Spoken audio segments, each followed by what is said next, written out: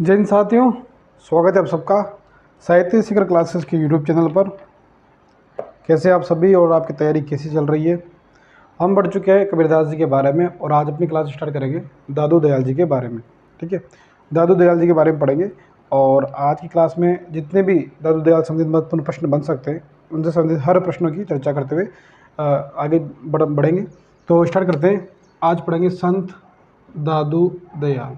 संत दादू दयाल।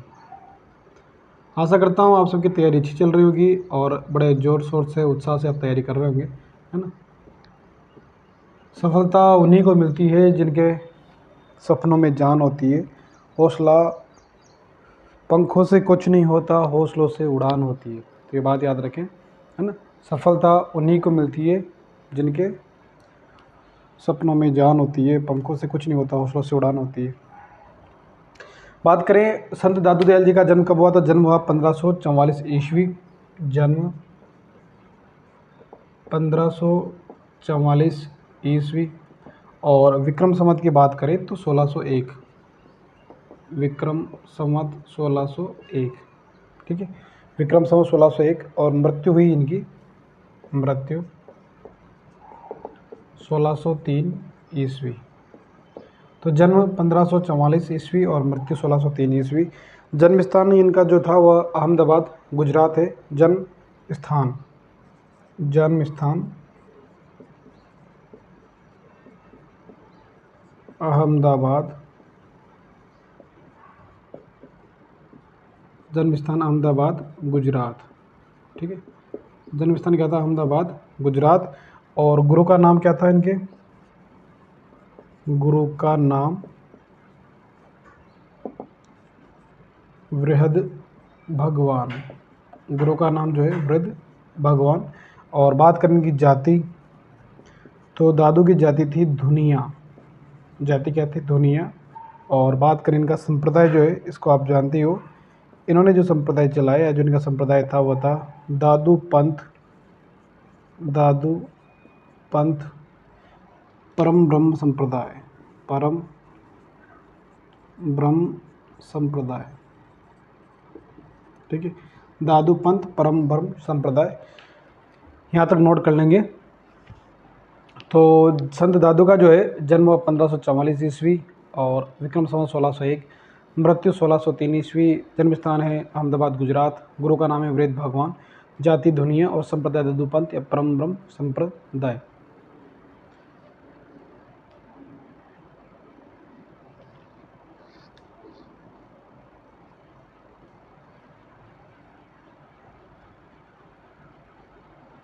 कबीर दास जी के बारे में उसके बाद अगर सबसे ज़्यादा प्रश्न बनने की संभावना है तो वह दादू दयाल से है, इसलिए क्रम वाइज चल रहे और जहाँ से ज़्यादा प्रश्न बनने की संभावना है उन्हीं संतों को पहले पढ़ रहे, फिर धीरे धीरे दूसरे संतों को पढ़ेंगे। तो संत दादू दयाल जन्म 1544 और मृत्यु 1603 और जन्म स्थान जो है अहमदाबाद गुजरात।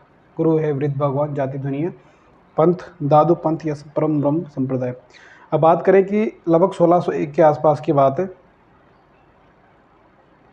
इन्होंने जो है भराने की जो पहाड़ियाँ थी वहाँ नरैना में दादू पीठ की स्थापना की थी, है ना। और ये राजस्थान के प्रथम संत माने गए, तो इनको राजस्थान का कबीर भी कहा जाता है। तो यहाँ तक लिख लिया होगा आपने। अब चलते हैं आगे और आगे के तथ्यों को नोट करते हैं।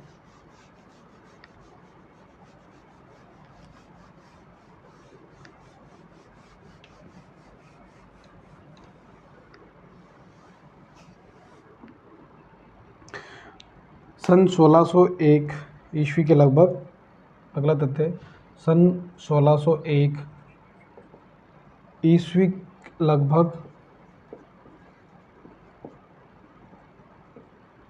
इन्होंने, सन 1601 ईस्वी लगभग इन्होंने कहाँ, भराने की पहाड़ियों में, जगह का नाम है भराने की पहाड़ियाँ, भराने की पहाड़ियों में, भराने की पहाड़ियों में स्थित स्थित नरैना से नरना, नरैना नारायणा में इन्होंने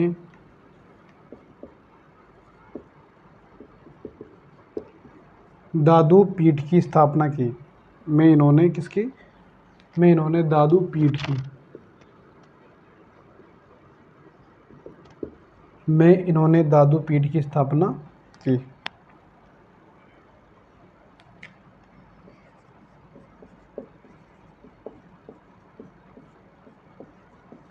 स्थापना की।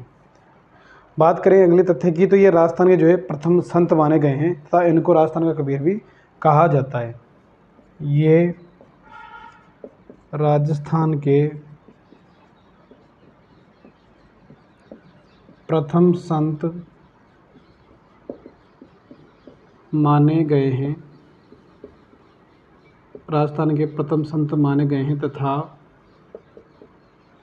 तथा इनको राजस्थान का कबीर तथा इनको राजस्थान का कबीर भी कहा जाता है। भी कहा जाता है।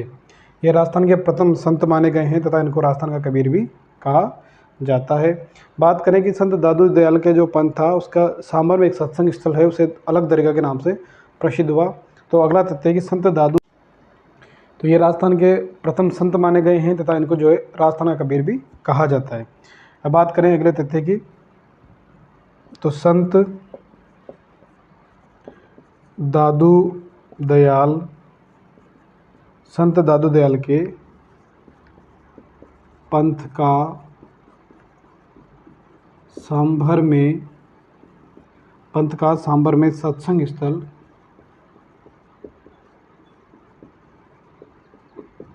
स्थल अलख दरीबा के नाम से प्रसिद्ध हुआ। अलख दरीबा के नाम से प्रसिद्ध हुआ। के नाम से प्रसिद्ध हुआ। ठीक है, यहाँ तक नोट कर लेंगे। तो सन 1601 में इन्होंने भराने की जो पहाड़ियाँ थी नारायणा में इन्होंने दादू पीठ की स्थापना की और ये राजस्थान के प्रथम संत माने गए हैं तथा इनको राजस्थान का कबीर भी कहा जाता है। संत दादू दयाल के पंथ का सांभर में जो सत्संग स्थल है उसे अलख दरीबा के नाम से प्रसिद्ध हुआ। तो संत दादू दयाल संबंधित जो महत्वपूर्ण तथ्य हैं उनके बारे में बात कर रहे हैं और इन्हें नोट कर लेंगे। तो राजस्थान का कबीर किसे कहा जाता है? तो संत दादू दयाल को राजस्थान का कबीर कहा जाता है। ये राजस्थान के कौन से संत थे? तो राजस्थान के प्रथम संत माने गए हैं। और संत दादू दयाल के पंथ का जो सांभर में सत्संग स्थल होता था उसे क्या कहा जाता है? अलख दरीबा का के नाम से प्रसिद्ध हुआ। अलख दरीबा के नाम से प्रसिद्ध हुआ। यहाँ तक नोट कर लेंगे। अब बात करते हैं कि संत दादू दयाल के जो है प्रमुख रूप से 52 शिष्य माने गए हैं ना। 52 शिष्य हुए थे उनके, लेकिन उनमें जो प्रमुख रूप से सुंदरदास है, रज्जब है, गरीबदास है, मिस्किनदास है, ये ज़्यादा चर्चित शिष्य इनके हैं। लेकिन 52 जो है शिष्य दादू दयाल के माने गए हैं और प्रसिद्ध शिष्य है लगभग 4-5, सुंदर, रज्जब, गरीबदास, मिस्किन दास। दादू पंथ के जो उत्तराधिकारी है वे दादू के पुत्र थे, तो गरीबदास और मिस्किन दास है जो है दादू के पुत्र थे। इन दादू पंथ के जो है उत्तराधिकारी ये माने गए हैं। और दादू दयाल की रचनाओं का संपादन जो है रज्जब ने किया था, अंगवधु के नाम से किया था। ये प्रश्न आया हुआ है। ठीक है, तो यहाँ तक लिख लिया होगा आपने। चलते हैं आगे के तथ्यों की ओर। तो भराने की पहाड़ी, दादू पीठ याद रखनी है और राजस्थान के प्रथम संत और राजस्थान का कबीर याद रखना है ना। प्रथम संत और राजस्थान का कबीर दादू, और इनका सत्संग स्थल है सांभर में, वो किस नाम से प्रसिद्ध हुआ? अलख दरीबा के नाम से प्रसिद्ध हुआ। ये तथ्य आपको याद रखना है। अब बात करें कि दादू दयाल के प्रमुख रूप से 52 शिष्य माने गए हैं। दादू दयाल के प्रमुख रूप से 52 शिष्य हुए हैं। ठीक है, तो दादू दयाल के प्रमुख रूप से कितने शिष्य हुए हैं? 52 शिष्य। उनमें प्रमुख शिष्यों की बात करें, प्रमुख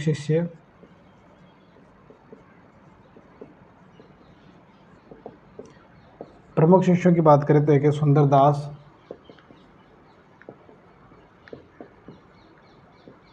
कौन है? सुंदरदास, रज्जब और गरीबदास मिस्किन दास, गरीबदास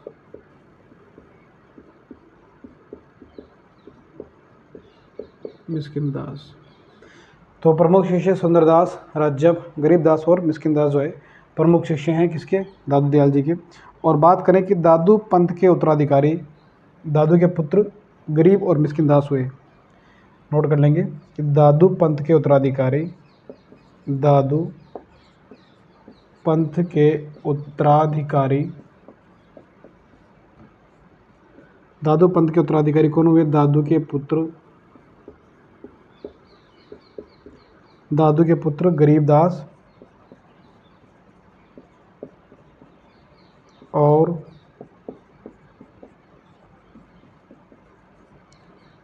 मिस्किन दास हुए। ठीक है, गरीबदास और मिस्किन दास जो है दादू पंथ के जो है उत्तराधिकारी हुए।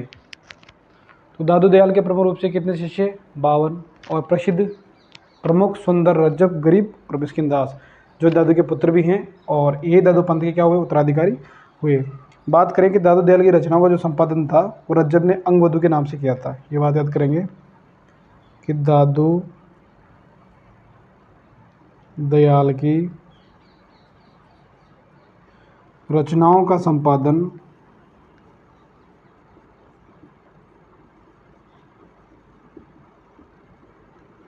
दादू दयाल की रचनाओं का संपादन जो है रज्जब ने अंगवधु के नाम से किया था, अंगवधु के नाम से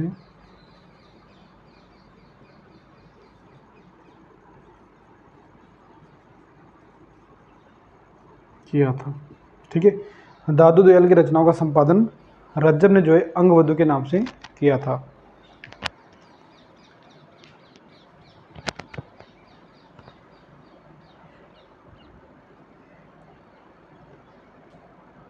मैंने आपको बता रखा है कि नोट्स किस प्रकार बनाने हैं, तो नोट्स उसी प्रकार बनाएं ताकि जो है थोड़ा स्पेस रहे, बाद में कोई चीज़ ऐड करें तो आपको उसमें स्पेस होना चाहिए ना। तो दादू दयाल के प्रमुख रूप से 52 शिष्य हुए और प्रमुख शिष्यों में बात करें सुंदर, रज्जब, गरीब, मिस्किन दास और उत्तराधिकारी दादू के पुत्र गरीबदास, मिस्किन दास। दादू दयाल की रचनाओं का संपादन रज्जब ने अंगवधु के नाम से किया था। दादू दयाल की रचनाओं का संपादन रज्जब ने किस नाम से किया था, तो अंगवधु के नाम से किया था। और दादू पंथ के उत्तराधिकारी दादू के पुत्र गरीबदास और मिस्किन दास हुए हैं। ठीक है, लिख लिया होगा यहाँ तक सभी ने। अब चलते हैं आगे की ओर, कुछ और शेष तथ्य दादू दयाल जी के बारे में।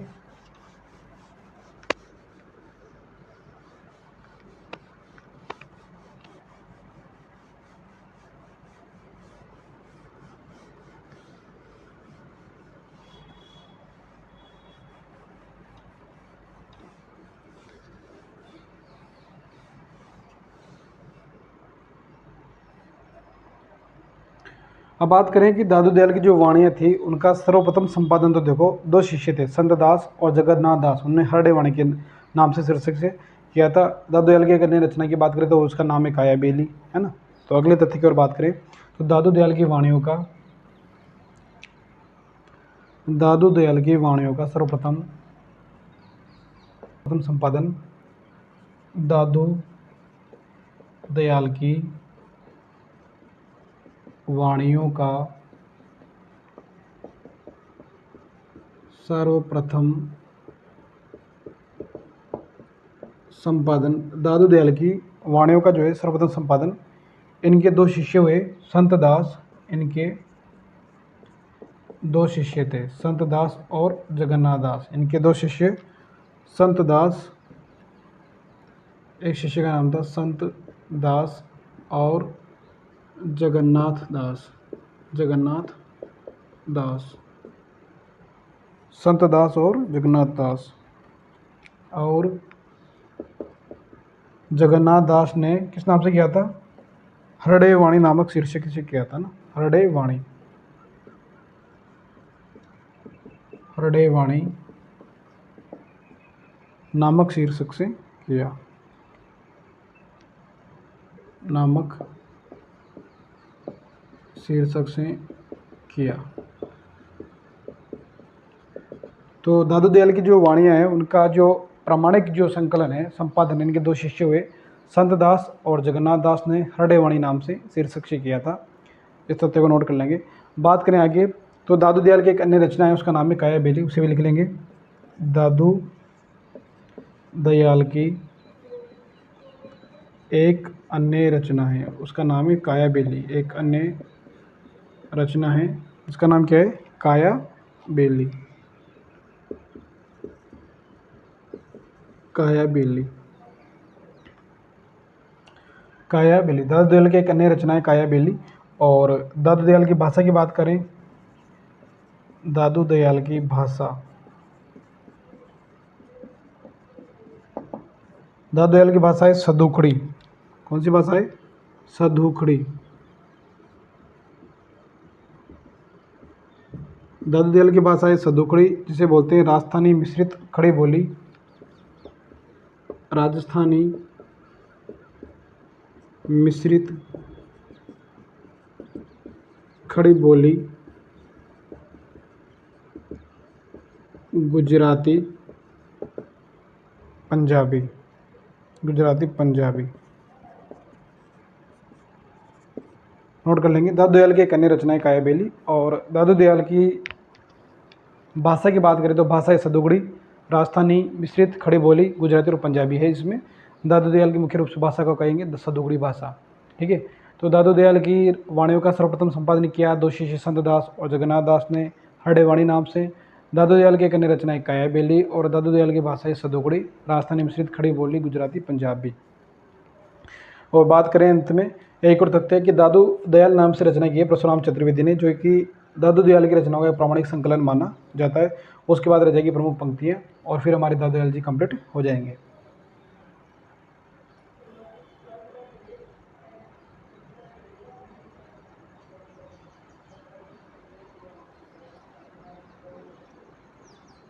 ठीक है, चलते हैं आगे।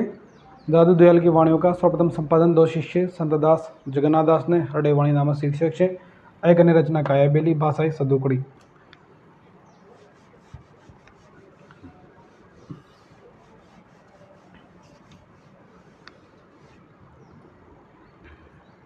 दादू दयाल, ये रचना का नाम है दादू दयाल, ठीक है, रचना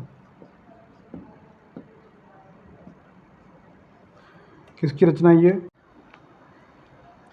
आज थोड़ी टेक्निकल प्रॉब्लम हो रही है बार बार। तो दादू दयाल जो रचना है, इसका संकलन परशुराम चतुर्वेदी के द्वारा किया गया था। ये इनकी रचनाओं का प्रामाणिक संकलन माना जाता है, ठीक है। आज की क्लास में इतना ही। अगली क्लास में जो प्रमुख पंक्तियाँ दादू दयाल की, उनके बारे में बात करेंगे, और उसके बाद हमारे दादू दयाल जी कंप्लीट हो जाएंगे। उसके बाद हम पढ़ेंगे आगे रविदास जी के बारे में। आशा करता हूँ आपको क्लास अच्छी लग रही हो, कि आपके कमेंट आने चाहिए, प्रतिक्रिया दें आप, क्या वो क्लास कैसी लग रही है, आपकी कैसी तैयारी चल रही है ना। मिलते हैं अगली क्लास में, तब तक के लिए जय हिंद, जय भारत।